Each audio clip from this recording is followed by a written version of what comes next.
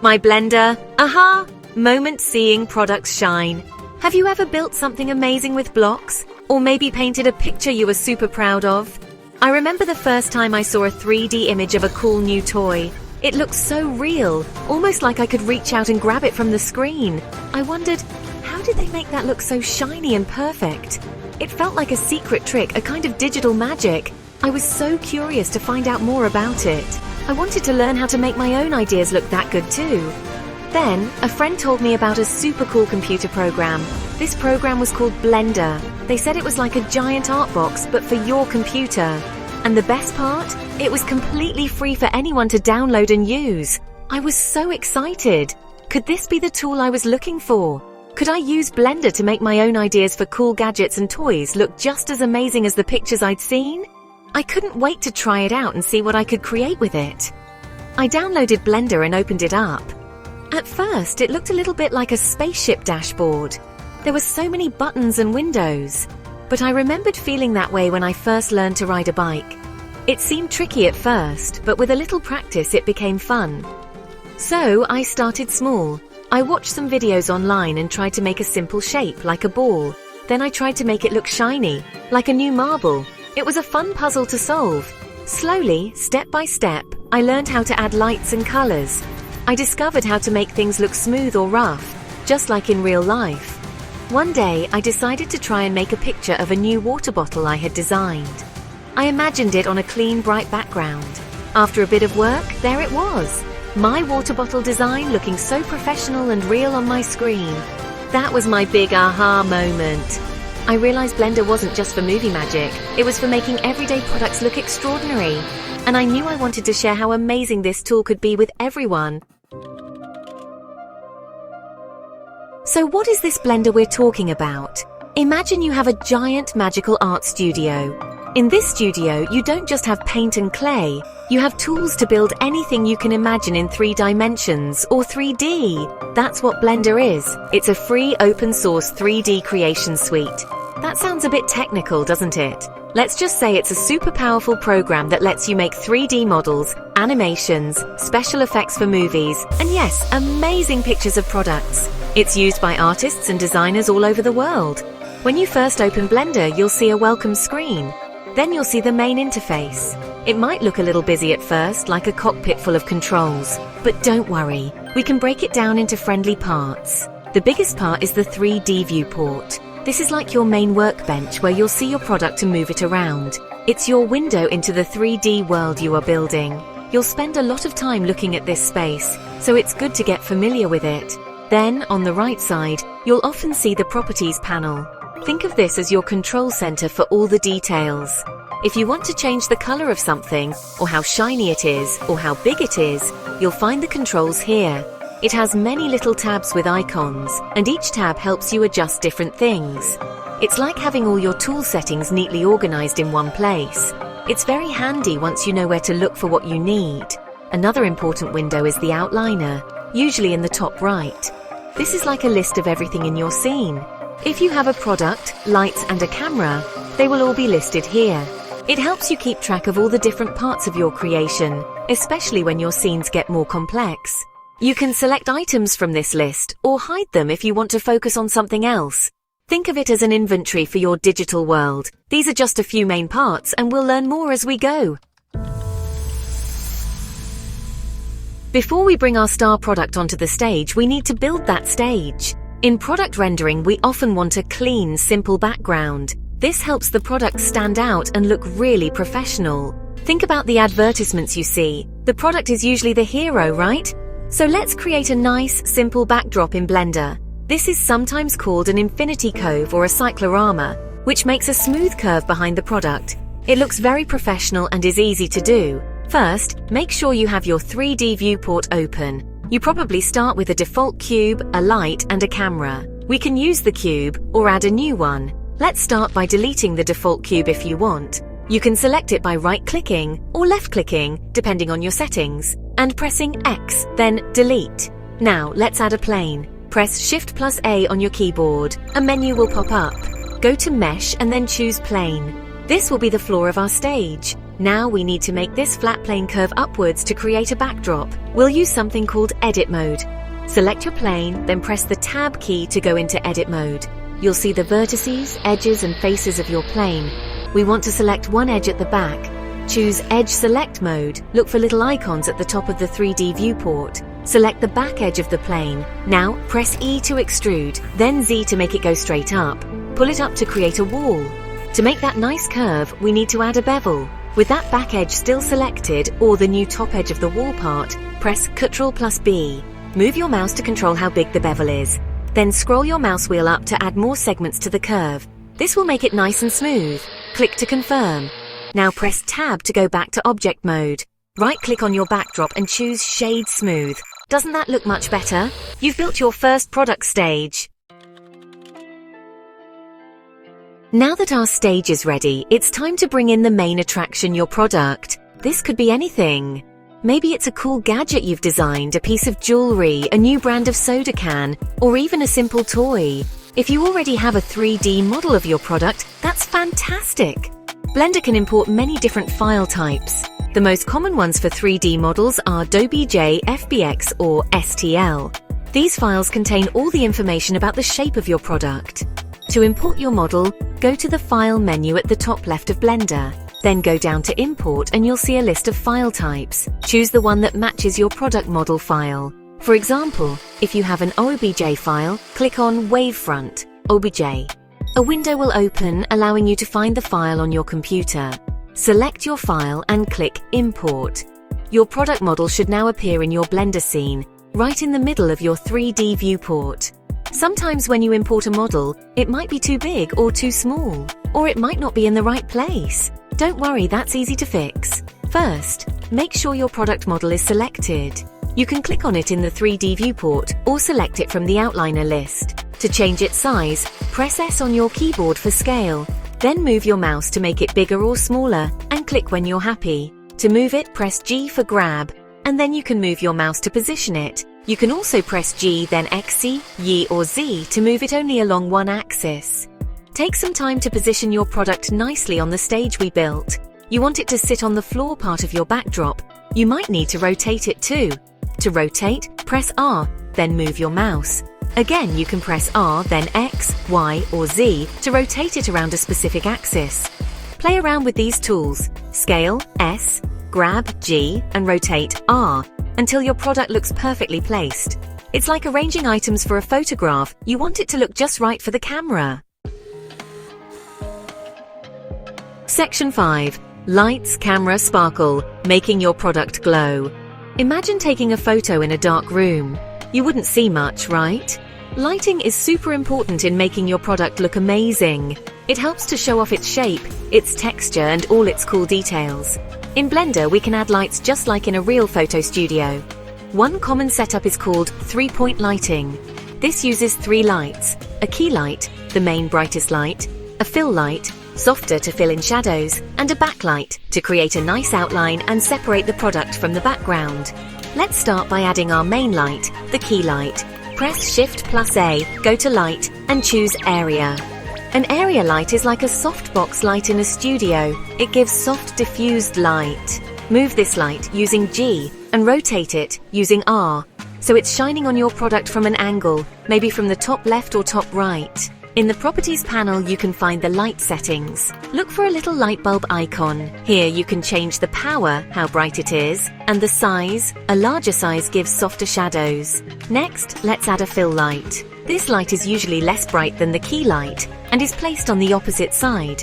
It helps to soften any harsh shadows created by the key light. Add another area light. Shift+A, Light, Area.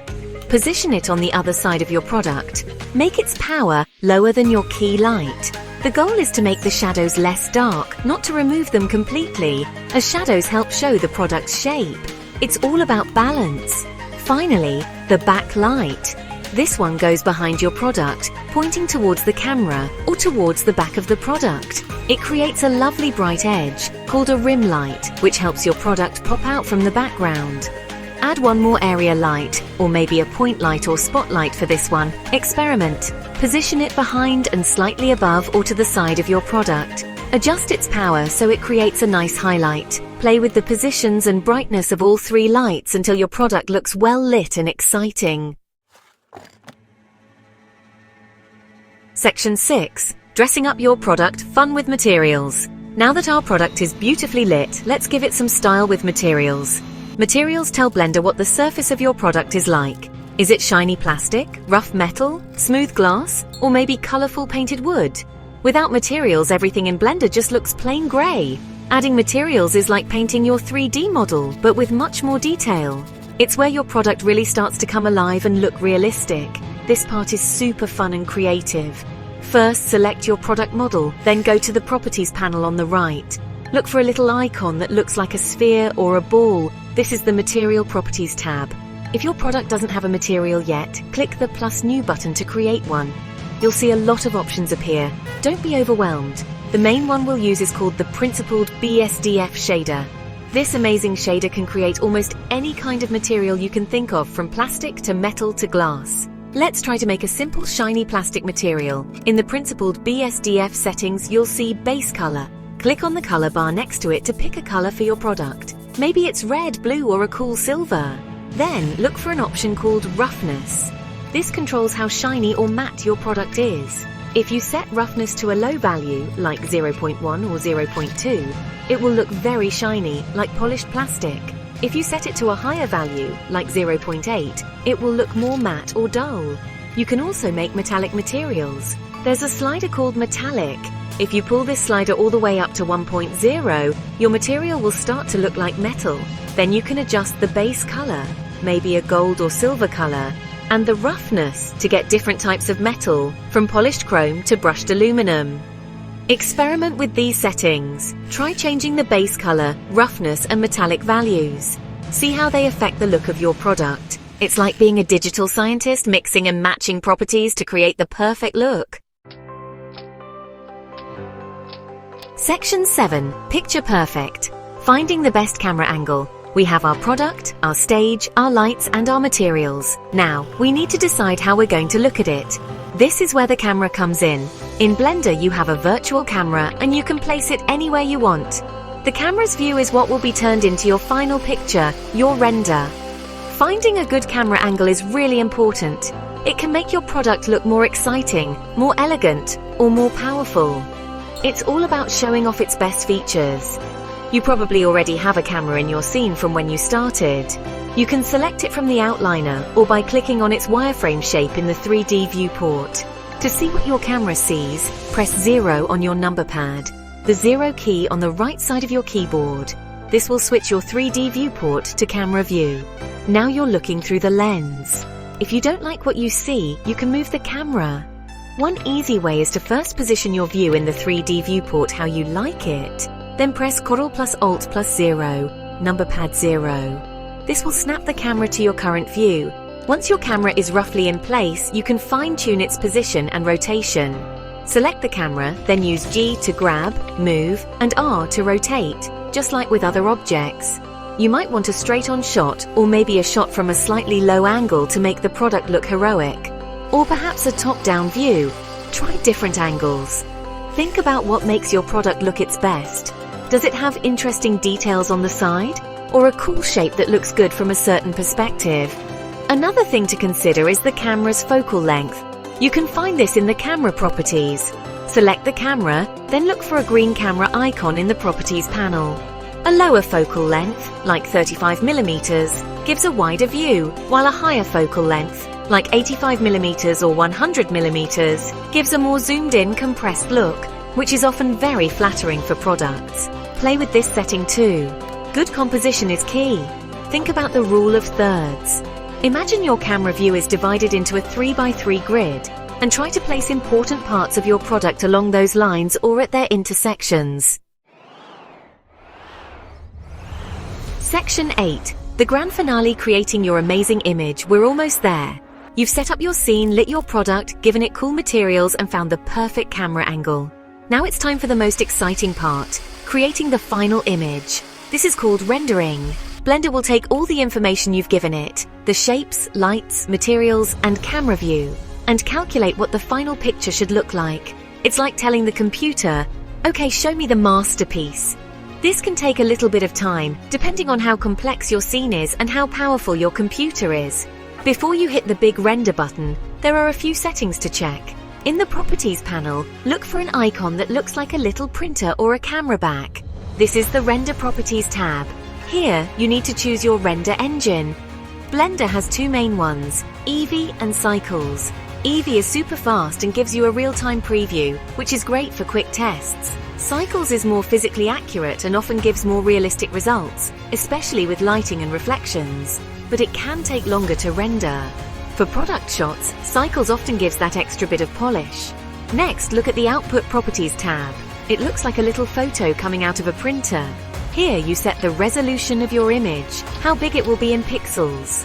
For example, 1920 pixels wide by 1080 pixels high is a common HD size. You also need to choose where to save your image and what file format. PNG is a good choice because it supports transparency if you need it and has good quality.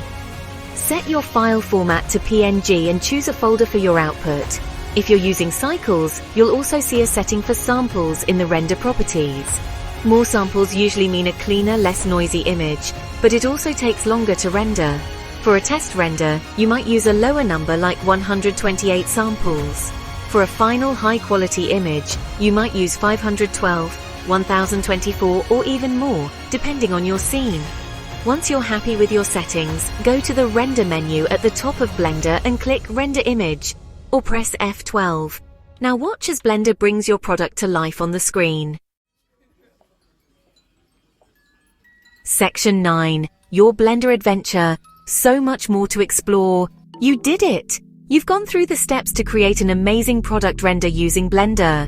From setting up your scene and lights to applying materials and hitting that render button, you've taken a big step into the world of 3D creation. How does it feel to see your product looking so fantastic? It's pretty amazing, right? This is just the beginning of your Blender adventure. There are so many more cool things you can learn and create. Think of this as your first successful mission into a new, exciting universe. Blender is a very deep program with lots and lots of tools and features. We've only scratched the surface today. You can learn about creating more complex materials, like glass that refracts light or metal with tiny scratches. You can explore different lighting techniques like using an HDRI image for realistic outdoor or studio lighting. You can even animate your products, making them spin around or assemble themselves. Imagine creating a short video showcasing all the features of your product.